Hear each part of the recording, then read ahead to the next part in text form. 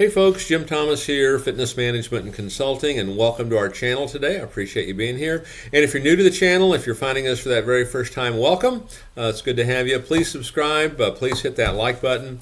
Consider becoming a member. And to learn more about me, learn more about my company, and how we can help take your business to that next level, please check out those links below. And when you're checking out those links below, check out the email link. Become a member of our email newsletter. It's absolutely free to receive regular information on how to grow and develop your business on a regular basis. So with all that said, let's get into our topic here today, and it's 9 keys to developing a successful gym sales strategy. 9 keys to developing a successful gym sales strategy. And the sales, that's the oxygen to your business, right? That's what makes it go. And we're either growing or we're not. And we want to make sure we're ticking up. And right now we're heading into a busier time of the year. We really want to make sure we're maximizing it. So take a look at these 9, see where you're at, and what can we do to take that next step to that next level. So number 1, you want to build a powerful value proposition. You want to build a powerful value proposition. Why should I join your gym? What makes you so different? What are you doing better than everybody else? What's that true differentiation? How are you going to get these results for me? Okay, but what makes you different? The biggest mistake is, the consumer sees you just like everybody else, and that's going to start driving that price down if we're not careful. Okay, so build a powerful value proposition. How are you different? What are you doing better than everybody else? Okay, number 1. Number 2, we want to create the urgency to change. You want to create that urgency to change. Because the reality of this on, selling a membership, becoming a member of a gym, being part of something like this, the cost of waiting needs to exceed the cost of joining. It's one of the things that has to happen. It happens all the time. We don't always think about it, but that's the reality of what it is. I don't want to wait. If I wait too long, I won't look the way I want to look this spring. Okay, or I won't fit into that wedding dress when it's come time to get married, or I'll never get off that medication. Create the urgency to change. The cost of waiting has to exceed the cost of joining. Number 3, tell a compelling story or a memorable story. Tell a compelling story. What's your story? What's your story? What's your compelling story?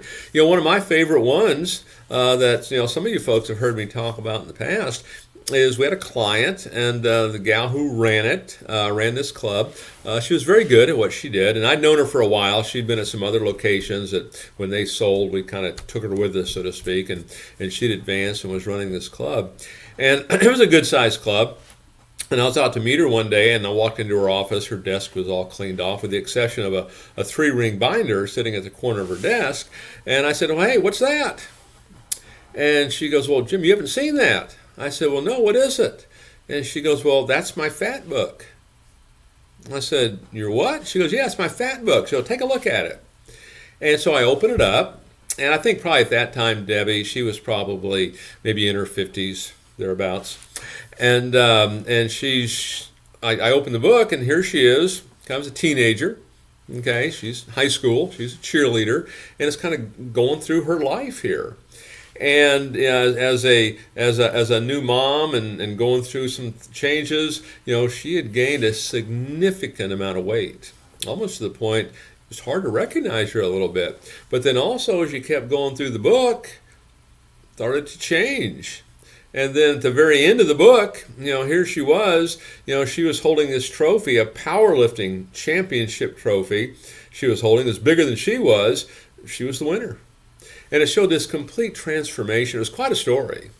Okay, when you talk about a compelling story or a memorable story, that was certainly it. Okay, and I said, well, that's terrific. How do you use this? And she goes, Jim, when women come in that want to lose weight, the first thing we do is we go through her fat book. That's what she would call it. They go through my fat book. We both of us go through it. We both of us sit here and cry. They sign up, and then we get them started. That was her strategy. I mean, she told a great story, okay? And it really was from the heart, okay? And it was like, hey, I did it. You can do it too. And so, tell a compelling story. Number 4, customize the journey. Customize the journey. Here's what I mean. We really want to personalize the sales process. This sales process is not meant to be, be a robot. Okay, I mean, the process is, here's the steps, but customize it.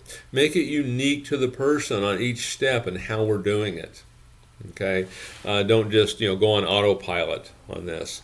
Number 5, a big one here, and this kind of ties into some of the other things we're talking about, but you want to avoid what I would call the commodity trap. Avoid the commodity trap, okay? Because if it's a commodity, you're just like everybody else. It's going to come down to money. And so what do we do to avoid the commodity trap? And we solve problems. We show them how we can solve problems. We show them how we can provide solutions. We build value. But what you want to start to introduce here is like unconsidered needs. What are some things they've not really considered that you can help them with? What are some things they've not really considered that you can help them with? You want to avoid becoming that commodity. Oh, you're just like everybody else. So start introducing unconsidered needs. Start making a list. Make a list of things that people don't think about, on things that you can satisfy, problems you can solve, and solutions you can bring for them. So avoid that commodity trap. Number 6, lead with insight. Lead with insight. And what I mean here, when you're talking with your customers, your prospects, and even members, in certain circumstances, let the customer know what they're missing. What are they missing by not being here? What are they missing by not participating? Okay. Number 7, we want to make sure we align sales and marketing. We want to make sure we align sales and marketing. This happens, a little more often than you might think, okay, is we put out a sales offer, a trial offer or something that maybe the sales team is not prepared to handle, or doesn't know how to handle it, or doesn't know how to disposition it into a tour, or disposition it into a price presentation. Make sure the two are kind of connected. And one of the things I would mention here on some of this, like if you've got a real experienced staff that's pretty savvy and pretty good, marketing with trial offers works great. 3 classes for $19 and similar. Okay, good savvy staff can handle that. Now, if you got a staff that's pretty green, doesn't really have that experience under their belt, you might want to advertise a membership special, because they're not going to be able to overcome objections that are a little bit different than that. Okay, so just make sure we're aligned with our sales and marketing. Number 8, tailor your sales strategy for member expansion. Tailor your sales strategy for member expansion. What I mean by this, what I'm talking about here, is retention.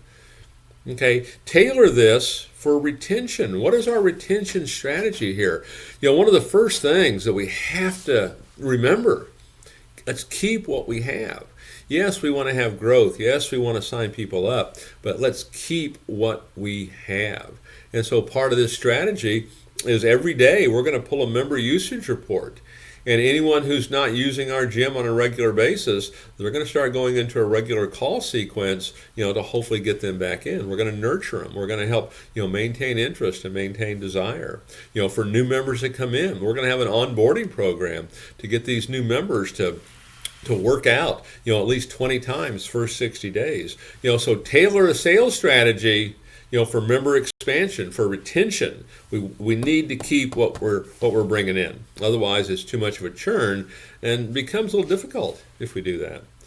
And then finally, number 9 on the 9 keys to developing a successful gym sales strategy is enable ongoing situational training. Enable ongoing situational training. Train your staff. And if you're an individual watching this, get some training. Use this channel. I mean, many gyms, many individuals use this channel for their training. But get training. We want to train on a regular basis. It's no different than your members. Your members that train on a regular basis, they get great results. Same thing for you. You train on this, on sales, on a regular basis, you're going to get great results too. And what I would suggest, a sales training once a week of an hour, and then every day we're doing something that's 5, 10, or 15 minutes. Okay, we're staying very consistent and regular with it. Make sure we are training constantly. You're never going to get there. Well, the biggest problem is when we start to think, oh, we've done it, we've reached where we need to be. Well, as soon as you think you've reached where you need to be and you stop, we're in trouble. Okay, you never really get there. It's like fitness. I mean, you just don't get fit and all of a sudden you stop. It's the same thing. You have to keep going. Okay, so make sure there's regular training. So 9 keys to developing a successful gym sales strategy. Take a look at these. Where are you at right now? And which ones can we look at and say, hey, we've got some room to improve right here, and this can really make a dramatic difference, because little bitty improvements in each area can end up making a big difference for you when the month is over. So folks, my name is Jim Thomas. My company is Fitness Management and Consulting. Appreciate you being here at the channel today. And if you've not yet done so, please subscribe. Please hit that like button. Consider becoming a member, and then to learn more about me, learn more about my company, and how we can help take your business to that next level, please check out those links below, and we'll look forward to seeing you all in that next video.